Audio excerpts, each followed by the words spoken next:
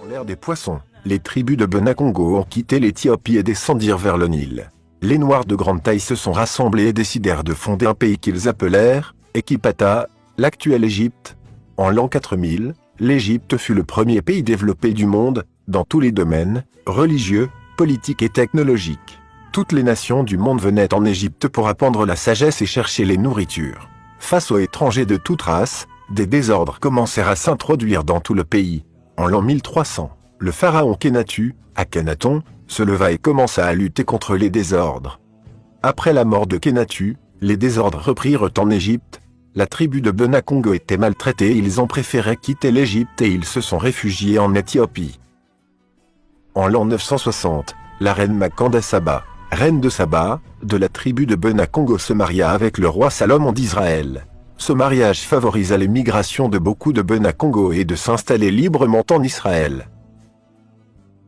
En l'an 220, l'ange de l'Éternel apparut au prophète Mbamba-Zulu et lui confia la mission d'être le dirigeant de Bena-Congo.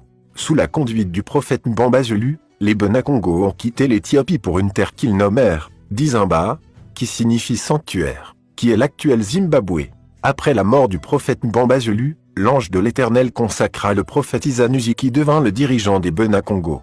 Après le Zimbabwe, sous la conduite de la prophétesse Mbangala, la femme et 9 mamelles, les Bena-Congo entrèrent dans le désert du Kalahari. C'est là où ils commencèrent à se marier avec les Pygmées. L'union des Bena-Congo avec les Pygmées produisit le Herero, le Baélel, du Namibie qui jusqu'à nos jours, parle des langues semblables à celles des Pygmées, langue clique. En l'an 320, sous la conduite du prophète Nsazukulu Nkanda, les Bena-Congo avaient réussi à prendre les terres de Kuandu, Kubangu Okavambu, Kunen, c'est la terre du Congo Diempangala. En 424, sous la conduite du prophète Kodipuanga, les Bena-Congo ont réussi à prendre les terres du Kuangu, Luangu, Kwilu, Lulua et construire le Congo Diakwimba. Après le Congo Diakwimba, les Bena-Congo sont allés pour arracher la terre de Katanga. Arrivés au Katanga, les Bena-Congo se sont mariés avec les Katangais. De cette union naquirent les tribus des Balunda et du Congo du Katanga. En 529, sous la conduite du prophète Tutidiatia, les Bena-Congo occupèrent la terre de Nzazavimba, les plateaux de Bateke, et ils construisirent le Congo Dialuangu. En 690 de l'ère des poissons, sous la conduite du prophète Nimia Lukoni, les Bena-Congo occupèrent les terres de Kuanza et construisirent la ville de Mbanza-Congo dans le Congo Diantotila. En l'an 691, c'était la fin des travaux de construction de Mbanza-Congo. En 1457, se leva le prophète Bula-Muanda qui prophétisa l'arrivée des Occidentaux sur la terre Congo et leurs intentions. En 1471, sous le régime de Nzingen-Kuvu sont arrivés au Congo Dialuangu, Gabon. En 1482, le Portugais Diogo Cao est arrivé à l'embouchure du fleuve Congo, Nzadi à Muanza. À la place de Nzadi, Diego Cao prononça le mot Zaïre au lieu de Nzadi. En 1485, Diogo Cao était venu pour la deuxième fois au Congo.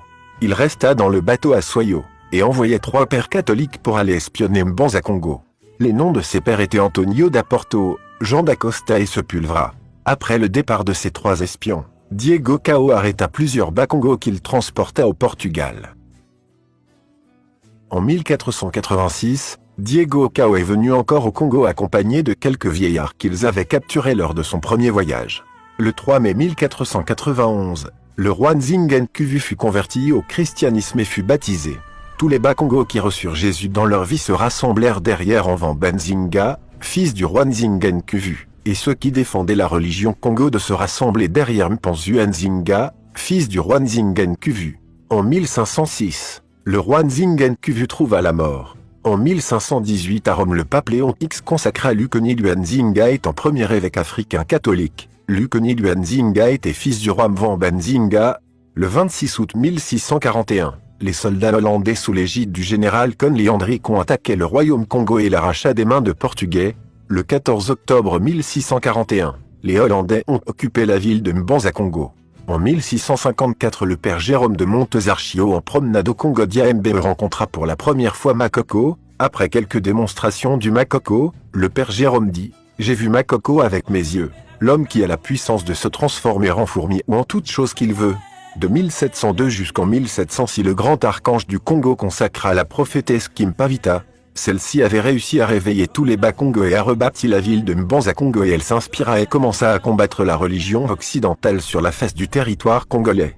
Les soldats portugais sous l'ordre de l'Église catholique, le père Lorenzo da Luca et le père Bernardo da Gallo ont arrêté la prophétesse Kimpavita et la brûlèrent vivante le 2 juillet 1706. Après être brûlée vive, la cendre de Kimpavita a formé une neige et disparu dans le ciel. Après quelques minutes, les soldats qui avaient brûlé Kimpavita ont vite remarqué que Kimpavita est de nouveau apparue mais cette fois-ci dans la lune. Donc la femme que vous voyez dans la lune est bien la servante Kimpavita qui porte son enfant Kimbangu au dos. C'est dans cette manière que Dieu a voulu la récompenser. En 1758, beaucoup de Bakongo esclaves en Haïti commencèrent la guerre pour l'indépendance sous la conduite de Makandala, nom transformé par les Occidentaux en Macndal. En 1877, Henri Morton était venu au Congo à la recherche des terres à arracher. En 1880, Savorgnan de Brazza était venu au Congo d'Iambe et proclama Makoko roi. En 1881, le missionnaire Henry Stanley envoya des espions pour venir détruire la ville de Mbanza Congo. En 1885, les Occidentaux s'étaient réunis à la conférence de Berlin pour partager l'Afrique comme un gâteau d'anniversaire. Ils partagèrent le royaume Congo en 4 parties, le Congo Zaïre, le Congo Brazza, le Congo Angola et le Congo Gabon. En 1921, le grand archange Congo consacra le prophète Kimbangu pour devenir dirigeant et réveiller tous les Bakongo. Avec le message du prophète Simon Kimbangu, beaucoup de Bakongo s'opposèrent à la religion occidentale. De 1926 jusqu'en 1942 s'éleva au Congo Siemfua, Brazza, le prophète André Matsua qui lutta contre la religion occidentale. En 1933 le grand archange Congo consacra le prophète Maté Muanda pour diriger les Bangunza et lutter contre la religion occidentale sur la terre Congo. En 1939, le prophète Simon Mpadi se leva et forma l'église des Noirs en Afrique par le prophète Simon Kimbangu. En 1954 Kasavubu était élu président de la Bako. En 1956 Dianjanda Kuntima créa l'église kimbanguiste. En même temps en Angola, les Bakongos étaient réunis et fondèrent le mouvement politique MPLR, Mouvement populaire pour l'indépendance de l'Angola, à la tête duquel se trouva le docteur Agostinho Neto. En 1958, Uluka Nkongole est élu président au Congo-Brazza. Le 4 janvier 1959, la Bako demande l'indépendance du Congo.